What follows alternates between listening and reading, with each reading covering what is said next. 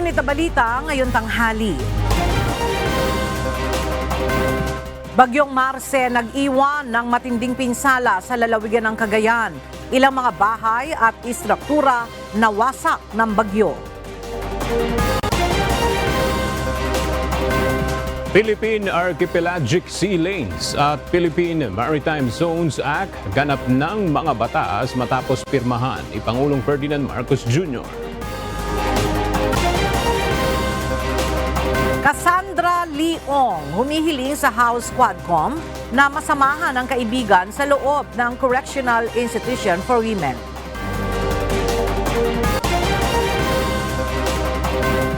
Ilang bus drivers tutol sa panukala na gawing counterflow ang mga bus sa EDSA carousel. Panibagong oil price hike nakaambang ipatupad ng mga kumpanya ng langis sa susunod na linggo. At mga kawani ng media, muling napaglingkuran sa medical mission ng UNTV at Members Church of God International. MCGI binigyang pagkilala ng DOH Bicol dahil sa pakikibahagi sa mass blood donation.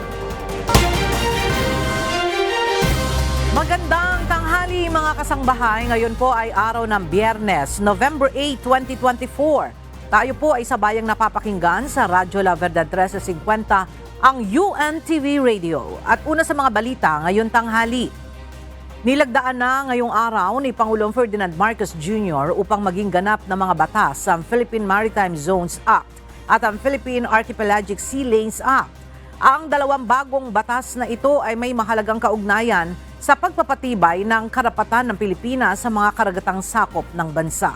Mula sa Malacanang, ang detalya hatid ni Nel Maribuhok live. Nel, ano ang mga mahalagang nilalaman ng dalawang bagong batas at paano nito mapoprotektahan ang karapatan ng Pilipinas lalo na sa West Philippine Sea? Yes, Ella, ang dalawang bagong batas na ito ay magpapatibay sa pagsusulong ng karapatan ng Pilipinas sa mga karagatang sakop ng bansa.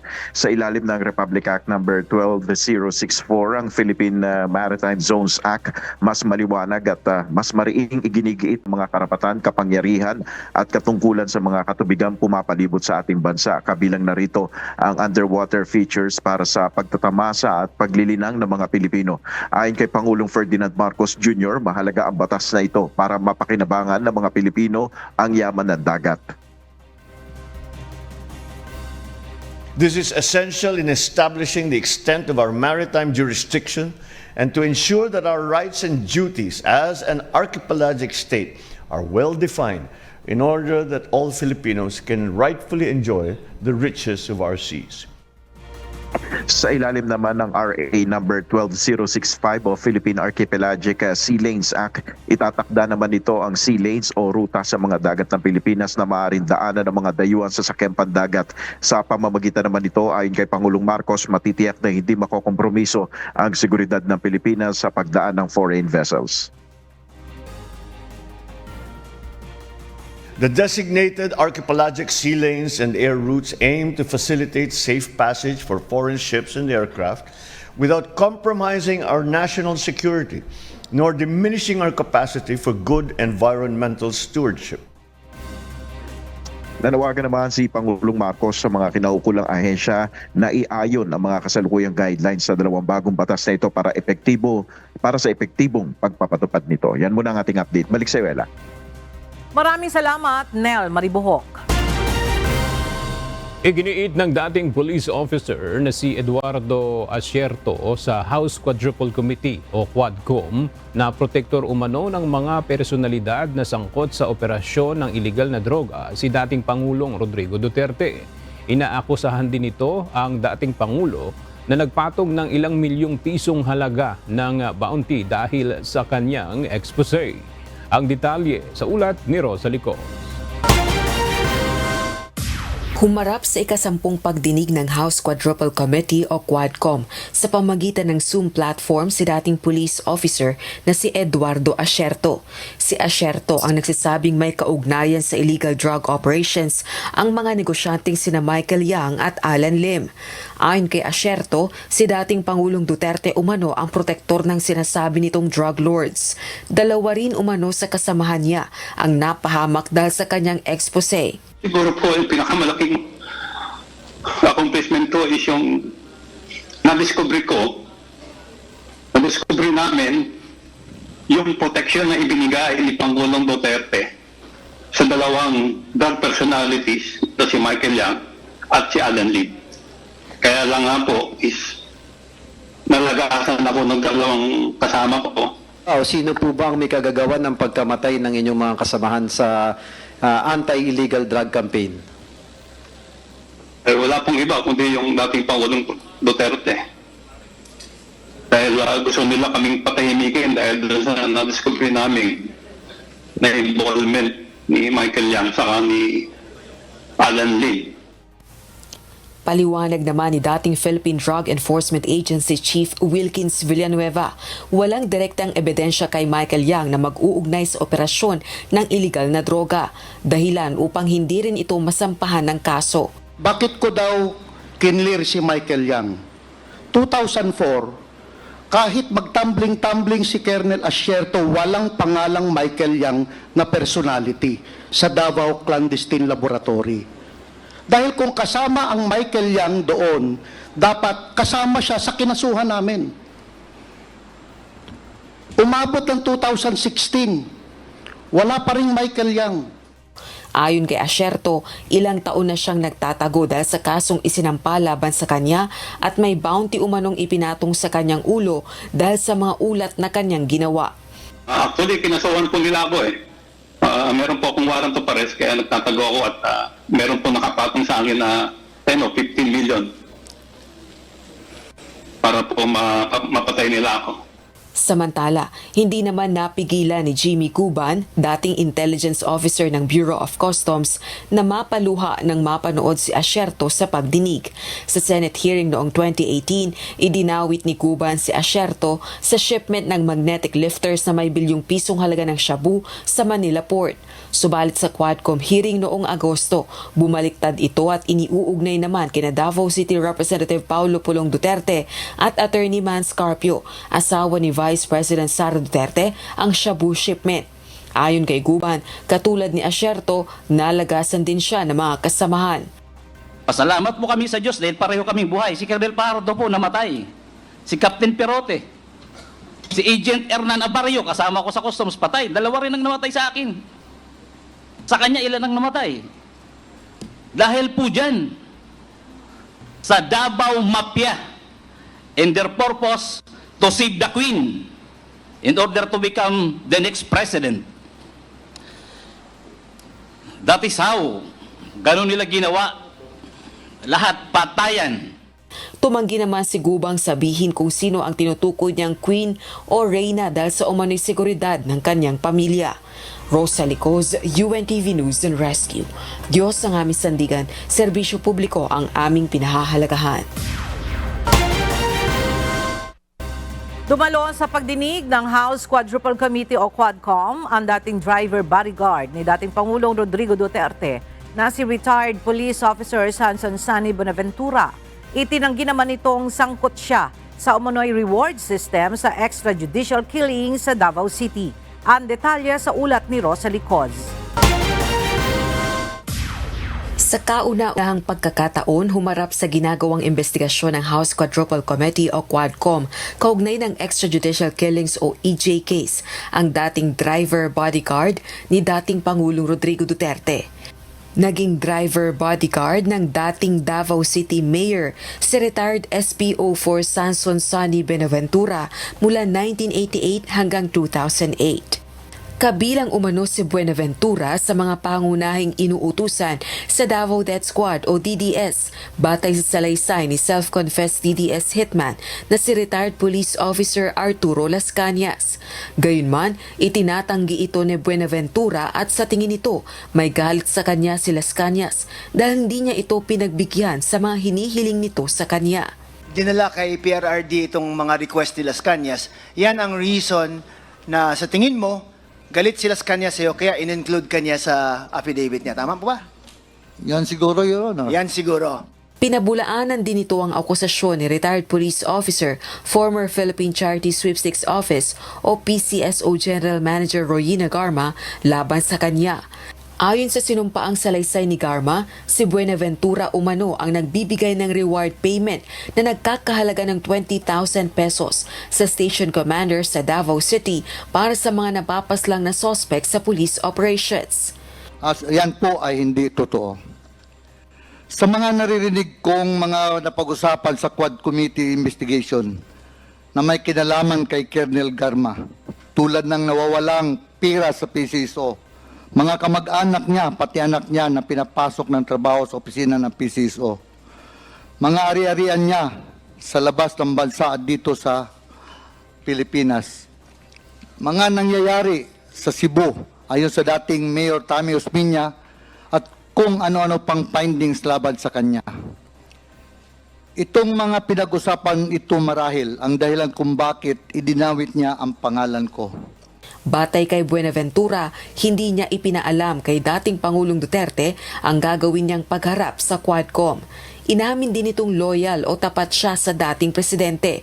Hindi naman pumayag si Buenaventura na i-waive ang bank secrecy sa kanyang account sa bangko nang hamunin ng isang kongresista. Yung pera ko sa bangko ngayon, 4,000 plus. Doon ko kinakuha yung parang sa gamot ko. Lagyan ko, kuha ako, lagyan ko, kuha ako. Para 4,000 plus lang yun, Your Honor. Meron ako dyan sa Upsly, 200,000 sa Upsly. Yung sa bangko ko sa PNB, 4,000 plus lang yun, Your Honor. 4,000 plus. Yung pera ko talaga. Mr. Chair, kung ang total po ng pera ni Mr. Sonny Buenaventura ay 12,000 pesos, siguro naman po okay lang na i-waive nyo yung bank secrecy. Yun, nandiyan ba yung passbook ko? Pakita ko sa iyo yung passbook ko, Your Honor. Willing po ba kayo na gawin yan ngayon, Mr. Buenaventura? Nasa Davao po. Rosa Licuz, UNTV News and Rescue. Diyos ang aming sandigan, serbisyo publiko ang aming pinahahalagahan. Itinanggi ng mga abogado ni retired police officer at dating Philippine Charity Sweepstakes Office o PCSO General Manager Royina Garma ang akusasyong pinilit ni na Congressman Dan Fernandez at Benny Abante si Police Colonel Hector Grijaldo. Iniutos naman ng House Quadruple Committee ang pagbibigay ng show cause order sa police official na hindi nakadalo sa pagdinig dahil sa pananakit umano ng balikat nito. Ang detalye sa ulat ni Rosa Licuz. Walang pamimilit na nangyari Police Colonel Hector Grijaldo nang makausap ito ni na House Quadruple Committee o COMCO Chairpersons Representative Dan Fernandez at Representative Benny Abante. Batay ito sa mga abogado ni retired police officer at dating Philippine Charity Sweepstakes Office o PCSO General Manager Royina Garma na nagbigay ng joint statement sa 4 House panels. Present ang mga abogadong ito sa kipag-usap ng mga mambabatas sa police officer. Sa October 28 na pagdinig ng Senate Blue Ribbon Subcommittee, ipinahayag ni Police Colonel Grijaldo na kinausap umano siya ng 2 kongresista at inutusang kumpirmahin ang reward system sa anti-drug war na ibinunyag ni Garma na dating classmate nito sa Philippine National Police Academy. I wish to invite the attention of the committee and the general public about the joint statement of the 2 lawyers whom I believe are present during that alleged incident or meeting. If I may quote, Mr. Chair, the 2 lawyers state in this joint statement, at no point did any of the congressmen attempt to pressure Mr. Grijaldo into confirming to a predetermined narrative. Ipinag-utos naman ni Quadcom Overall Chairperson Representative Robert Ace Barbers na maging bahagi ang joint statement ng record ng 4 House panels. Pinabibigyan din ng kopya nito ang Senado at si Police Colonel Grijaldo. Bago ito, nagpahayag na ng kahandaan si Representative Fernandez na pansamantalang umalis sa chairmanship ng Quadcom dahil sa issue. If you want to speak something about what really transpired during your conversation with Grijaldo, may we ask you to vacate your position as co-chair and be one of the spokesperson or the resource person. Yes, Mr. Chairman. As a matter of fact, that's what I intend to do, to inhibit myself in the discussion about this issue. And together, maybe with Chairman Abante, we will be trying to relieve temporarily our chairmanship in order to discuss this in transparent and impartial and honest investigation on this matter, because this pertains to the integrity of this Quadcom, and we don't want that this Quadcom be deluged with so many bad comments about what Chairman Abante and this representation have done in order to penetrate the truth. Hindi sumipot si Grijaldo sa Quadcom hearing dahil sa pananakit ng balikat nito. Bunsod nito, inaprubahan ng 4 House panels ang mosyon na maglabas ng show cause order para sa police officer. Rosa Licuz, UNTV News and Rescue. Diyos ang aming sandigan, serbisyo publiko ang aming pinahahalagahan. Naniniwala ang isang opisyal sa Bangsamoro Autonomous Region in Muslim Mindanao o BARM na ang decommissioning o pagsuko ng mga baril ng Moro Islamic Liberation Front o MILF ang dapat tutukan at hindi ang pagpapalibang muli sa Bangsamoro parliamentary elections. Narito ang report ni Dante Amento. Sa pagdinig kahapon sa Senate Bill No. 2862 ni Senate President Francis Chis Escudero na layong ipagpaliban ang parliamentary election sa Bangsamoro, sinabi ni Maguindanao del Sur Governor Maria Mangudadato na tutol sila sa panukala. Sa halip niya na pagtuunan ng pansin ang BARM election postponement, ang dapat tutukan ay ang decommissioning o pagsuko ng mga baril ng Moro Islamic Liberation Front o MILF dahil bahagi ito ng peace process sa ilalim ng Bangsamoro Organic Law. Hindi po ang postponement na eleksyon ang dapat ninyong tutukan, kundi ang bigong decommissioning at normalization ng MILF. Marami na pong nasawi, kasama po ang mga PNP, AFP, local official tulad ng Vice Mayor ng South UP. Kapag wala na namang eleksyon sa BARM ay talo paan niya nito ang political dynasty. Una nang ipinagpaliban ang parliamentary election sa BARM noong 2022. Dagdag pa ni Mangudadato, hindi ngayon alam kung saan napunta ang 500 bilyong piso na block grant sa Bangsamoro dahil walang oversight review dito. Hindi rin nakikita ang pag-unlad sa rehiyon. Nagdudulot ito ng katanungan tungkol sa direksyon ng bisa ng angkan at bisa na mahakbang ipinapatupad. Masisisi ba ninyo ang taong bayan kung saan, sa pagtatanong kung saan nga ba napunta ang pera ng Bangsamoro Region? Samantala ang Tawi-Tawi Province at Maguindanao del Norte ay suportado ang pagpapaliban sa halalan sa BARM. Kailangan ang gagawin natin na mapamiliarize yung mga tao when it's come to parliamentary elections. Sabi naman ni Senator J.V. Ejercito, Chairman ng Committee on Local Government, na dumidinig sa panukala na ipagpaliban ang halalan sa BARM, matapos nilang marinig ang lahat ng panig, ay titimbangin nila kung ano ang dapat na gagawin. Ang problema lang yung mga legal issues, no, that were raised, especially Supreme Court decision excluding Sulu from the BARM. May legal issues yun and implication kasi po meron silang 7 supposedly members of parliament na mawawala. So anong gagawin po dito? Ang Commission on Elections naman ay nakiusap na sana maaga nilang malaman kung matutuloy ang eleksyon sa BARM o hindi bago maisapinal ang listahan ng magiging kandidato sa December 13. Yung mga pangalan po ng mga kandidato ay iniimprenta sa balota. Hindi naman po ito yung katulad ng manual na sinusulat . ito po iimprenta yung pangalan. Kinakailangan dapat pinal yung listahan ng mga kandidato. Dante Amento, UNTV, News and Rescue. Diyos ang aming sandigan, serbisyo publiko ang aming pinahahalagahan. Nanganganib na hindi makaboboto ng gobernador at kinatawan sa Kongreso ang 8 bayan sa Bangsamoro Autonomous Region in Muslim Mindanao o BARM. Ito ang mga bayan na bago sa BARM na nalikha sa pamamagitan ng isinagawang plebisito kamakailan. Mula sa San Juan City, nagbabalik si Dante Amento live. Dante, bakit nanganganib na hindi makaboboto ng gobernador at congressman itong 8 bayan sa BARM? Magandang umaga-aga. 8 bayan nga ang binuo noong nakaraang Abril sa ginawang plebisito ng Commission on Elections COMELEC sa Bangsamoro Region, partikular sa probinsya ng North Cotabato.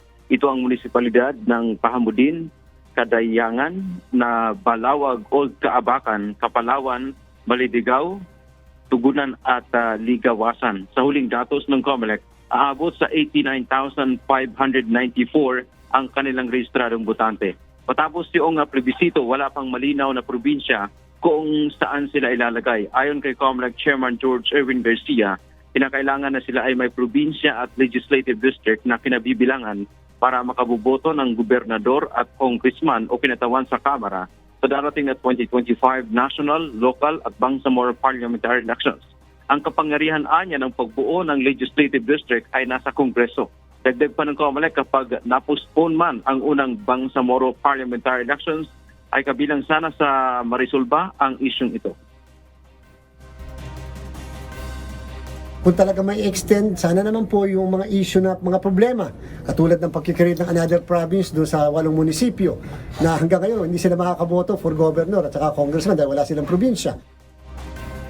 Aga nilinaw ng COMELEC ang tiyak pa lamang na maaring iboto nitong 8 mga bayan ay mula mayor hanggang sangguniang bayan members. Yan man nating update. Balik sa iyo, Aga. Maraming salamat, Dante Amento. Hinihiling ng negosyanteng si Cassandra Leong sa House Quadruple Committee o Quadcom na samahan siya ng kaibigan sa detensyon nito sa Correctional Institution for Women dahil sa dinadanas umano nitong anxiety attacks at depresyon. Kasalukuyan itong nakadetine sa women's jail matapos patawan ng contempt ng 4 House panels kaugnay ng ginagawang investigasyon sa illegal pogos. Mula sa House of Representatives, makibalita tayo kay Rosalie Coz live. Rosalie, may desisyon na ba ang Quadcom kung papayagan itong request ni Cassandra Ong? Ella, agad na kukonsulta ang House Quadruple Committee o Quadcom sa Correctional Institution for Women o CIW kung maaari bang pagbigyan yung hiling ng negosyanteng si Cassandra Leong na samahan siya ng isang babaeng kaibigan sa detensyon sa women's jail. Hinihiling ito ni Ong sa 4 House panels dahil sa umani nararanasan itong mental breakdowns at anxiety attacks. Kasalukuyan din umano itong dumaranas ng depresyon. Samantala, nagbigay na rin ng direktiba ang Quadcom sa Committee Secretary na makipag-ugnayan sa medical team ng House of Representatives upang makahingi ng assistance sa isang psychiatrist kaugnay ng issue. 4 na beses nang pinatawa ng contempt ng House Quadcom si Ong na kabilang sa iniimbestigahan kaugnay ng illegal pogos. Si Ong ay incorporator ng Whirlwind Corporation na nagpaupa ng lupa sa ni-raid na Pogo Hub sa Porac, Pampanga. Balik sa iyo, Ella. Maraming salamat, Rosalie Coz. Nagdulot ng matinding pinsala sa probinsya ng Cagayan ang bagyong Marce. Maraming mga bahay at istruktura ang nawasak ng malakas na hangin at maraming mga puno rin ang nabual sa tindi ng bagyo. Samantala, ilang mga pamilya rin sa Mountain Province ang inilikas dahil sa bagyong Marce. Mula sa Baguio City, makibalita tayo kay Grace Doctolero live. Grace, kamusta yung kalagayan ng mga kababayan natin sa Cagayan matapos yung pananalasa ng bagyong Marce? Yes, aga-agad namang nagsagawa ng clearing operation ang mga residente at otoridad sa mga pangunahing lansangan matapos bumuti ang lagay ng panahon. Ilang lugar naman sa probinsya ang nakaranas ng kawalan ng supply ng kuryente, subalit patuloy ngayon ang isinasagawang restoration activity ng mga kawani ng Cagayan Electric Cooperative at ng NGCP.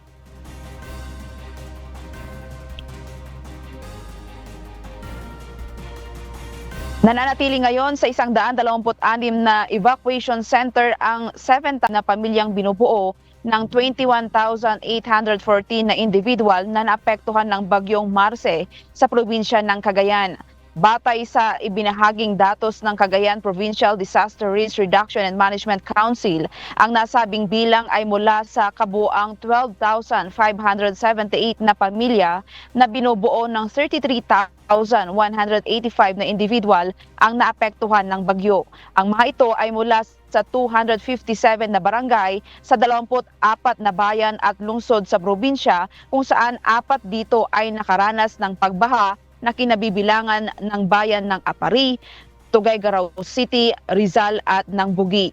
Samantala, matinding pinsala naman ang iniwan ng bagyong Marce sa bayan ng Apari, Cagayan. Sa barangay Punta sa nasabing bayan, makikitang inilipad nito ang ilang mga bahay at nasira maging ang mga bangka ng mga mangingisdang nakatira sa barangay. Inilipad din ng malakas na hangin at ulan na dala ng bagyong Marce ang isang parte ng pasalubong center sa bayan ng Sanchez Mira. Sa bayan na ito, pangalawang naglandfall ang bagyong Marce matapos na tahakin ang bayan ng Santa Ana. Lubog naman sa baha sa Remebelia Elementary School sa bayan ng Bugi, dala ng malakas na buhos ng ulan dahil sa bagyong Marce. Sa Mountain Province naman, pasado alas 6 ng hapon kagabi, November 7, 2024, nagsagawan ng paglikas ang mga residente ng barangay Katingan sa Bisao Mountain Province, partikular ang mga naninirahan sa landslide-prone areas. May kabuang 7 pamilya o 16 na individual ang lumikas sa Katingan Barangay Hall, Bisao, habang 2 pamilya na may 6 na individual ang nagpasyang manatili sa kanilang mga kaanak. Aga sa ngayon naman ay naka-preposition pa rin na mga family food packs na nakastasyon sa munisipyo na handang ipamahagi kung kinakailangan. Dito naman sa Baguio City ay nakararanas pa rin tayo ng mga malakas na hangin, subalit wala ng mga ulan o may mga pabugso-bugso pa rin mga pag-ulan. Yan muna ang balita. Balik sa iyo, Aga. Maraming salamat, Grace Doctolero. Palabas na ng Philippine Area of Responsibility ang bagyong Marce mamayang hapon. Gayunpaman, nakataas pa rin ang Tropical Cyclone Wind Signal number 2 sa ilang lugar sa Northern Luzon. Samantala, isa pang low pressure area ang binabantayan ng Pag-asa na papasok naman ng PAR ngayong gabi o bukas. Ang iba pang update sa ulat na panahon mula sa weather specialist ng Pag-asa na si Miss Ana Cloren Horda. Magandang tanghali po sa ating lahat. Narito po yung update natin sa binabantayan nating bagyong si Marce. Hulit natin itong namataan sa line 165 kilometers west of Batac, Ilocos Norte, at yung kanyang taglay na lakas ng hangin ay umaabot sa 140 kilometers per hour malapit sa sentro nito at pagbugso na umaabot sa 170 kilometers per hour. Pa-west-southwestward po yung nagiging pagkilos nito sa bilis na 20 kilometers per hour. At kung makikita po natin dito sa ating satellite imagery ay maliit lamang pa rin po yung diametro or yung kahit na po yung radius nitong binabantayan nating bagyong si Marce, kaya kahit malapit po ito sa landmass ng Northern Luzon ay ito na lamang pong bahagi ng Ilocos region yung kanyang naaapektuhan. At dito nga po sa Metro Manila, pati na rin sa ibang bahagi ng ating bansa ay wala pong direct na epekto itong binabantayan nating bagyong si Marce. At sa ating pagtaya po, meron na yung panibagong low pressure area na minomonitor. Nasa layong 1,770 kilometers silangan ng southeastern Luzon. Ang nasabing LPA, mababa ang tsansa na maging isang bagyo within the next 24 hours. Ngunit dahil nasa karagatan po ito, ay hindi natin nirule out yung possibility na mag-develop o mag-intensify po ito into a tropical depression sa mga susunod na araw. Kaya patuloy ho tayo mag-antabay sa mga update na nilalabas ng Pag-asa, na kung saan inaasahan natin na ngayong gabi o bukas po ay posible na rin itong pumasok sa ating area of responsibility. At in the coming days, kahit LPA o maging bagyo man po ito, ay posible po ito magdulot ng mga pag-ulan, lalo na po dito sa may eastern section ng Luzon area, kaya patuloy ho tayo mag-antabay sa ating mga updates na inilalabas. Narito po yung latest track sa binabantayan nating bagyong si Marce, na kung saan patuloy itong kikilos pa westward at posible na lumabas na ating area of responsibility ngayong hapon o mamayang gabi. At gradually, dahil po dun sa dry intrusion galing po sa northeasterly wind flow, ay inaasahan natin na hihina itong binabantayan nating bagyong si Marce. Pero hanggang sa makalabas ito nating area of responsibility, ay mananatiling nasa typhoon category.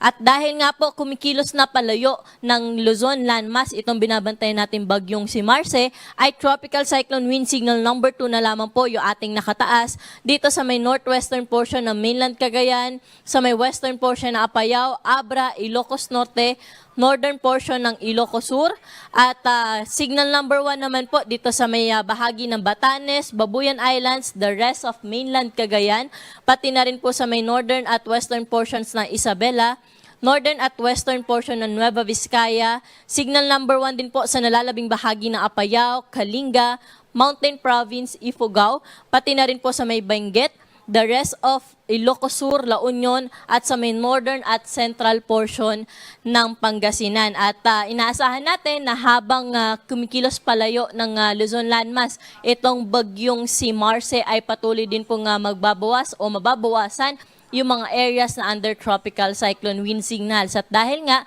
or kung magpapatuloy po yung kanyang pagkilos, ina-expect natin na paglabas nito na ating PAR ay wala na rin po ito agad direct na epekto sa anumang bahagi po ng ating bansa. So generally, bukas, improving weather condition po inaasahan natin sa malaking bahagi po ng Northern Luzon area na nasalanta po nitong binabantayan nating bagyong si Marce. At dahil nga sa mga susunod na araw ay palayo na si Marce, ngayong araw na lamang po natin inaasahan na magdudulot ito ng strong to gale force na mga bugso ng pag-ulan sa may Batanes, Northern Cagayan kasama ang Babuyan Island at sa bahagi ng Ilocos Region. Kaya ingat pa rin po sa ating mga kababayan dyan sa banta ng malalakas na bugso ng hangin. At dahil nga po kumikilos na palayo ng ating Luzon landmass itong bagyong si Marce, ay nag-final na ho tayo na ating weather advisory. So nakikita po natin na pabawas na po o wala na tayong inaasahan na malalakas na bugso ng pag-ulan na dala nitong bagyong si Marce. Kaya nag-issue na po tayo ng final weather advisory. But hanggang mamayang hapon ay posible pa rin po yung kalat-kalat na may hina hanggang sa katamtaman na mga pag-ulan, lalo na po sa may bahagi na Ilocos Norte at Ilocos Sur. Kaya doble ingat pa rin po dahil yung mga pag-ulan na ating naasahan kahit may hina o hanggang sa katamtaman na lamang po ito, ay posible pa rin po ito magdulot ng mga pagbaha at mga pagguho ng lupa. At antabayanan din po natin yung mga updates po na nilalabas na ating regional services divisions patungkol po sa thunderstorm advisories, rainfall advisories o mga heavy rainfall warnings. At pagdating naman po sa gale warning po natin, dahil kumikilos pa westward itong binabantayan natin bagyong si Marce, nag-lift na po tayo ng gale warning sa may eastern seaboards ng Northern Luzon, pero dito po sa may baybayin ng Batanes, northern coast ng Cagayan kasama ang Babuyan Islands, Ilocos Norte, Ilocos Sur, La Union at Pangasinan ay hindi pa rin po natin pinapahintulutang pumalaot yung ating mga kababayan mangisda, pati na rin yung may maliit na sasakyang pandagat dahil posible pa rin po dyan yung rough to very rough na sea conditions at matataas pa rin po yung mga pag-alon, posibleng umabot pa rin sa 4.5 meters ang wave height. Tiniyak ng Philippine National Police ang kanilang kahandaan sa pagresponde sa mga nangangailangan ng tulong sa pananalasa ng bagyong Marce. Ayon kay PNP Public Information Office Chief Police Brigadier General Jean Fajardo, naka-standby na ang kanilang search and rescue teams. Tutulungan niya ito sa paglilikas ng mga residente sa mga delikadong lugar sa tulong ng mga Local Disaster Risk Reduction and Management Council sa mga apektadong lalawigan. Dagdag pa ng General, kabisado na ng mga field commanders ang mga protocol sa tuwing may bagyo, kaya kumpiyansa sila sa mabilisang aksyon ng PNP. Samantala, maliban sa bagyong Marce, tuloy pa rin ang ginagawang pagtulong ng mga pulis sa mga lugar na sinalanta naman ng bagyong Christine at Leon. Sa iba pang balita, abiso sa mga motorista, posible magpatupad ng dagdag presyo ang mga kumpanya ng langis sa susunod na linggo. Sa inisyal na pagtaya ng mga oil company, maaaring tumaas ng 1 peso and 70 centavos hanggang 1 peso and 90 centavos ang presyo ng kada litro ng diesel, habang nasa piso at 10 sentimos hanggang piso at 40 sentimos ang posibleng maging dagdag sa gasolina. Samantala, nasa piso at 10 sentimos hanggang piso at 20 sentimos naman kada litro ang maaaring maging dagdag sa presyo ng kerosene. Sa Lunes, i-anunsyo ang final oil price adjustment na ipatutupad sa araw ng Martes, November 12. Inanunsyo ng Department of Transportation ang pagbubukas ng Phase 1 ng LRT1 Cavite Extension ngayong Nobyembre. Sa ilalim ng Phase 1, mayroong 5 bagong istasyon ang bubuksan sa linya ng LRT1. Narito ang report ni Nel Mariboho. Bubuksan na ngayong Nobyembre ang Phase 1 ng LRT1 Cavite Extension. Sa ilalim ng Phase 1, idudugtong nito ang Baclaran Station sa Pasay City at Dr. Santos Station sa Parañaque City. Ayon kay Transportation Secretary Jaime Bautista, mas mapabibilis ang biyahe ng mga pasahero dahil sa dagdag na 5 bagong istasyon ng LRT1 Cavite Extension. We hope that this opening of the extension of Line 1 will help alleviate traffic, no? As it will be able to support thousands of passengers. No? Ang 5 dagdag na istasyon ay ang Redemptorist Asiana Station, Mia Road Station, PITX Station, Ninoy Aquino Avenue Station at Dr. Santos Station. Ayon kay Light Rail Manila Corporation General Manager Enrico Benipayo, wala pang inaasahang pagtaas sa singil sa pasahe sa LRT1 maliban sa singil sa dagdag na distansya dahil sa pagbubukas ng bagong 5 istasyon. So, yung current trip natin ngayon, no, from Fernando Po Jr. to Baclaran, that's a total of, I think, 35 pesos total. Now, because of this additional 6 kilometers and additional 5 stations, then there is a corresponding increment in terms of distance. So, we're looking at around, I think it's going to be 45 pesos. Pag-uusapan pa ng DOTR at LRMC kung magpapatupad ng libreng pasahe sa pagbubukas ng Phase 1 ng LRT1 Cavite Extension. Nel Maribuho, UNTV News and Rescue, Diyos ang aming sandigan, serbisyo publiko ang aming pinahalagahan. Hindi sang-ayon ang ilang bus driver sa panukala ng Department of Transportation na gawing counterflow o pasalubong ang mga bus sa EDSA carousel. Nauna nang sinabi ng DOTR na pinag-aaralan nilang gawing counterflow ang daloy sa EDSA busway bilang tugon sa mga pasaway na motorista. Mula sa Monumento Caloocan, makibalita tayo kay JP Nunez live. JP, bakit tutol ang mga bus driver sa planong gawing counterflow ang EDSA busway? Ella, ayon doon sa mga driver ng EDSA carousel na nakausap natin, kapag ka daw kasi pasalungat sila na dadaan doon sa EDSA busway, ay pwedeng mag-cause pa ito o maging sanhi pa ng mas maraming aksidente. Tutol nga ang ilang bus driver ng EDSA carousel sa panukalang gawing counterflow o pasalungat ang kanilang pag-ikot sa busway. Paliwanag nila, may mga lugar kasi sa EDSA carousel ang walang barrier, kaya bigla na lang pinapasok ng ibang mga motorista at mga sasakyan. Kung pasalubong nila sila na dadaan sa busway, pwedeng mabangga nila yung mga motorsiklo at sasakyan. Bukod dito, mahihirapan daw sila na lalong dumaan sa EDSA, lalo na kapag merong nasiraan sa kanilang unahan. Kapag ganun kasi ang nangyari, lalabas sila mula sa barrier ng EDSA busway at saka sila sasalubong sa mga motorista na nasa EDSA. Maaari nila itong magdulot pa ng lalong mas mabigat na traffic. Maayos naman umano o o maayos naman na sila umano sa kasalukuyang sistema ng EDSA Carousel. Pero kung ipatutupad dito ng pamahalaan ay wala naman umano silang magagawa. Ang question nila, ang dapat solusyonan ay yung problema sa mga motorsiklo at sasakyan na pilit pa rin pumapasok sa kanilang exclusive lane. Dapat umano na dagdagan pa yung mga personnel na nagbabantay sa busway para matakot ang mga violator. Ella, kahapon nga sinabi ng Department of Transportation ni Transportation Secretary Jaime Bautista na pinag-aaralan nga na gawing counterflow yung pag-ikot ng mga bus sa busway para maiwasan nga yung mga illegal na pagdaan ng ibang mga motorista. Sa ngayon, yan muna ang ating latest live mula dito sa Caloocan City. Balik sa'yo, Ella. Maraming salamat, JP Nunez. Nilinaw ng Metropolitan Manila Development Authority o MMDA na agad nilang naibigay sa Land Transportation Office ang kopya ng closed circuit television o CCTV footage ng pagdaan ng sports utility vehicle na naka-protocol plate sa EDSA busway. Ayon sa MMDA, agad din nilang naibigay sa DOTR, LTO at Special Action and Intelligence Committee for Transportation noong November 4 ang kopya ng CCTV ng naturang insidente. Gayon din ang mag-request ng kopya ang opisina ni Senator Raffy Tulfo.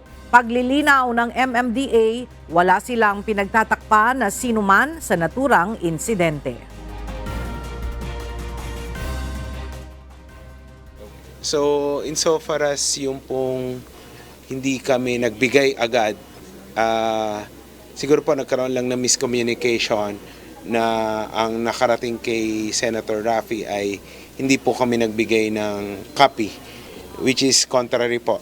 We'll provide you yung screenshot noong mga conversation at saka yung proof na kami po ay kaagad-agad, in fact, matter of minutes na ibigay po yung CCTV footage. So wala naman po kaming pinagtatakpan.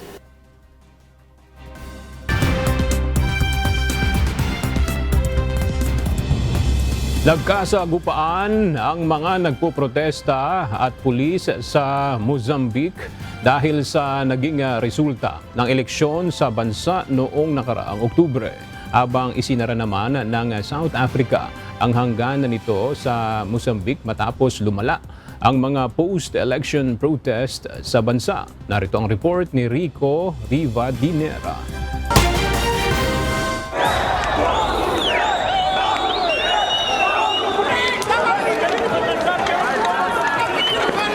Patuloy ang isinasagawang kilos protesta ng mga taga-Mozambique, southern part ng Africa, hinggil sa naging resulta ng eleksyon. Ito ay nagsimula nang tutulan ng oposisyon ang resulta ng halalan noong October 9, kung saan pinalawig ng ruling party na Frelimo ang kanilang 49 na taong pamumuno. As pessoas que estão se juntando ao protesto são os jovens moçambicanos que estão lutando pelos seus direitos e já passa quase 2 semanas que começaram os protestos. De lá para cá os protestos vêm sendo mais intensos e hoje será o último dia dos protestos. Ayon pa kay Abelia, ilang araw na rin walang pasok sa mga paaralan. Hinarangan ng mga nagpoprotesta ang mga kalsada kaya walang pampublikong sasakyan na nakakadaan. Não sabemos quando é que iremos voltar às escolas e também não tem como irmos às escolas porque as ruas estão muito perigosas. Há muita morte, há muitos disparos, já não se sabe quando é que vamos voltar. Ayon sa mga residente, pinutol ng gobyerno ang internet sa main capital, kaya't hirap sila ngayon sa komunikasyon. Temos uma situação também no país, né, do governo para conter as manifestações. Então veio a cortar a internet no país. Não temos WhatsApp, YouTube, Facebook. Então está cortado, mas mesmo assim os manifestantes arranjam maneira. Acabamos tendo o VPN Master como solução para as massas se comunicarem. Então tem se comunicado dessa forma. Patuloy naman ang pagkapasabog ng mga pulis ng tear gas sa mga lugar na pinagtitipunan ng mga nagpoprotesta. Samantala, muli namang isinara ng South Africa ang border nito sa Mozambique. Ilang sandali matapos itong buksan noong Huwebes. Ito ay dahil pa rin sa nagpapatuloy na post-election protest, kung saan nagkasagupaan ang mga nagpoprotesta at pulisya. Naglabas na rin ang mga otoridad sa South Africa na ipagpaliban muna ang mga non-essential visit sa Mozambique. At sa ngayon ay wala pa namang naiulat ng mga Pilipino na naapektuhan ng kaguluhan. Rico Ribadenera, UNTV News and Rescue. Diyos ang aming sandigan, serbisyo publiko ang aming pinahahalagahan. Itinalaga ni US President-elect Donald Trump ang isa sa kanyang campaign manager na si Susie Wiles bilang Chief of Staff ng White House. Sa isang statement, nakasaad na napili ni Trump si Susie Wiles sa isang top position dahil malaki ang naitulong nito sa pagkakapanalo ng Republicans sa katatapos lamang na eleksyon. Makasaysayan ang pagkakatalaga kay Wiles dahil siya ang kauna-unahang babae na nai-appoint bilang Chief of Staff ng White House. Binigyang diin ni UK Prime Minister Keir Starmer at US President-elect Donald Trump ang kanilang malakas na ugnayan sa kanilang unang phone call matapos ang eleksyon sa US. Nagpaabot din si Starmer ng pagbati kay Trump at nagpahayag ng suporta sa mas maigting na pakikipagtulungan. Sa kanilang pag-uusap, tinalakay rin ang kalagayan sa gitnang silangan at ang kahalagahan ng katatagan sa rehiyon. Samantala, hinikayat ng bagong leader ng Conservative Party na si Kemi Badenoch si Starmer na anyayahan si Trump sa UK Parliament at binatikos ang dating pahayag ni UK Foreign Secretary David Lammy laban sa Pangulo.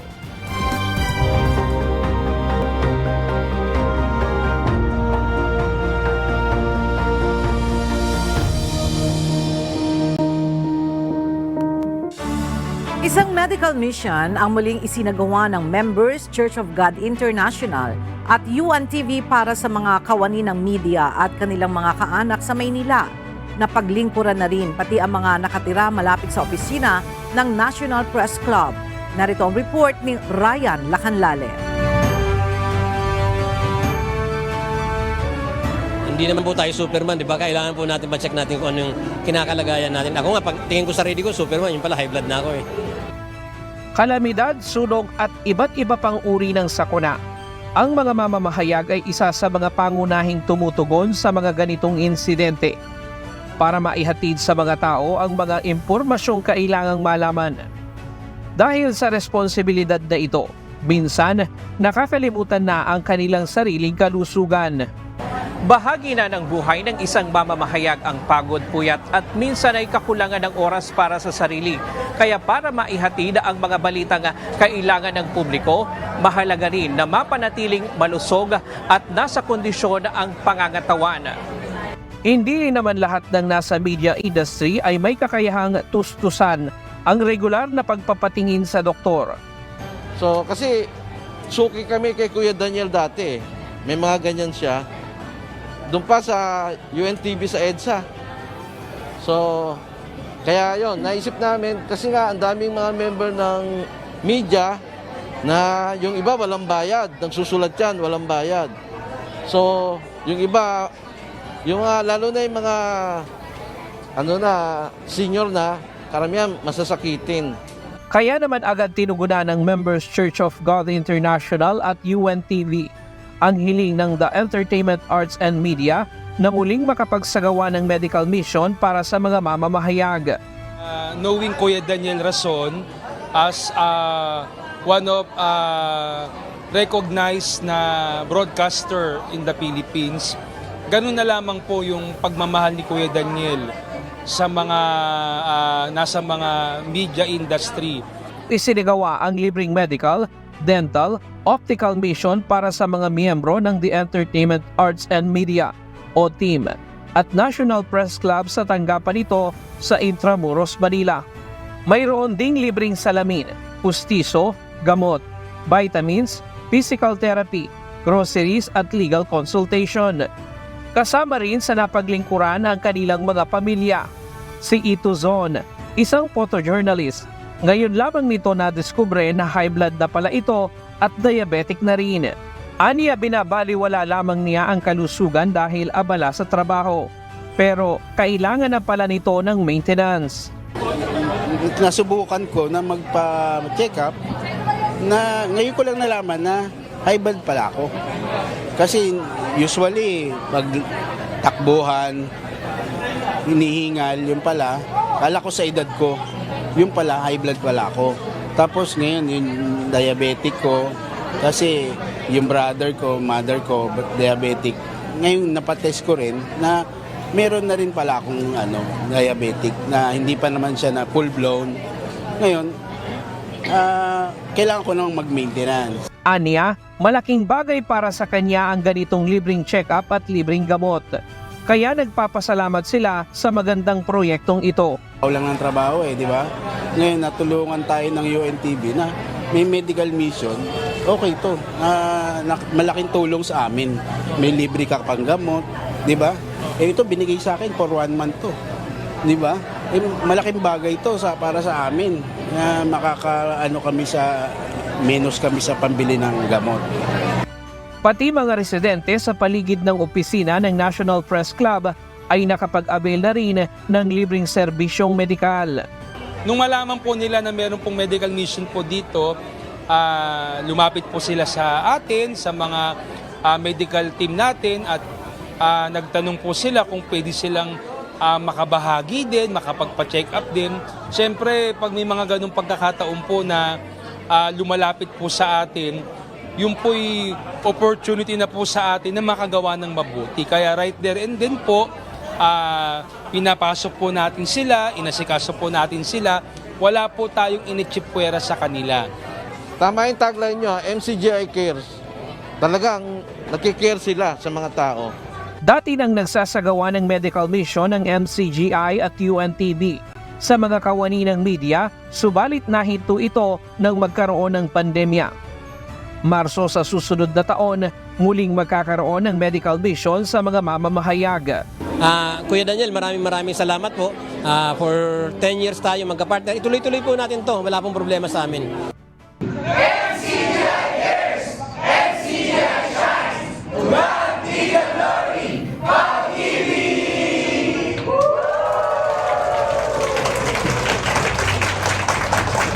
Ryan Lacanlale, UNTV News and Rescue. Diyos ang aming sandigan, serbisyo publiko ang aming pinahahalagahan.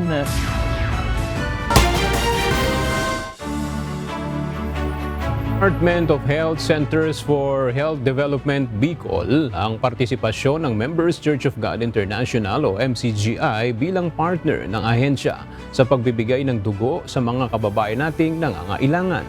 Para sa detalye, makibalita tayo kay Ryan sa Latandol Live. Yes, Ryan. Tuloy nga itong sinasagawang programa dito sa awarding ceremony ng Department of Health and Regional Office 5 dito sa Legazpi City. Aga binigyan ng pagkilala ng Department of Health Center for Health Development Bicol sa pagkikipag-ugnayan ng National Voluntary Blood Service at ng Bicol South Luzon National Reference Laboratory ang partisipasyon ng Members Church of God International sa pangunguna ni Brother Daniel. Ito'y may kaugnayan sa pagsulong ng pagbibigay ng malinis na dugo sa ating mga kapwa-taong nangangailangan. Ang parangal na ito, Aga, ay may temang Pasasalamat 2024. Dugong itinao kung buhay ang pasasalamat ko. Year 2 na ginaganap dito sa Legazpi. Nagsisilbing pasasalamat ito ng ahensya sa pagkatanging commitment at contribution ng mga stakeholders ng pagsaksata sa National Voluntary Blood Program in the Bicol Region. Kasama din sa kinilala ang iba't ibang mga sanay ng pamahalaan kagaya ng KFC, Philippine Navy, Philippine National Police, Philippine Air Force, Department of Social Welfare and Development, DJMP, CNR, DPWH at iba pang mga government at non-government agency. Tinanggap ni Brother Danny Navales at ni Brother Roland Antonio ang pagkilala na ibigay sa NCBI ni Gaston Chapter at Sorsogon Chapter. Sa kasalukuyan tuloy-tuloy ang mga itinasagawang mga blood donation drive ng Members Church of God International. Members Church of God International dito sa Bicol Region na nakaschedule quarterly o 4 na beses sa loob ng isang taon na sabayang pagpapakuha ng dugo sa 6 na probinsya ng Bicol Region kabilang ang Camarines Norte, Camarines Sur, Albay, Sorsogon, Masbate at Catanduanes. Ayon sa MCTI, magiging tuloy-tuloy ang itinasagawa nilang ganitong programa upang mas makatulong sa ating mga kapwang nangangailangan ng dugo na isang mahalagang bagay na kasangkapan upang makasagip ng buhay. At ngayong taon lang ay nakatanggap ang Members Church of God International o MCDI ng Jose Rizal Award na isa sa pinakamataas na pagkilala ng Department of Health National Office sa mga nagdo-donate ng dugo sa ating bansa. Maraming salamat, Ryan Salatandol. At sa ating pong iiwang mga salita ng Diyos na ating sandigan mula sa Aklat ng Kawikaan, Kapitulo 13, versikulo 20 na nagsasabi, lumakad ka ng kasama ng mga pantas na tao at ikaw ay magiging pantas, ngunit ang kasama ng mga mangmang ay mapapariwara.